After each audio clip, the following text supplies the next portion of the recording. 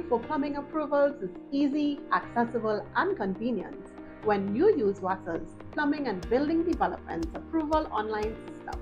The process is simple. If you have your town and country approval in hand, or you don't require town and country approval for your application, then WASA's Plumbing and Building Development Approval Online System is for you. How can you access the online approval system?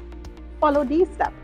Go to the WASA homepage at www.wasa.gov.tt. Click on the WASA Plumbing and Infrastructure Approval in the side menu located to the left of your screen. You will then be directed to the new Services Online platform. Select Application for Plumbing Approvals or Building Development Application depending on your needs.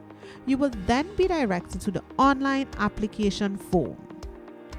Fill in the required information and voila, your application is complete and is being processed. See? Easy, accessible, and convenient for you, our valued customers.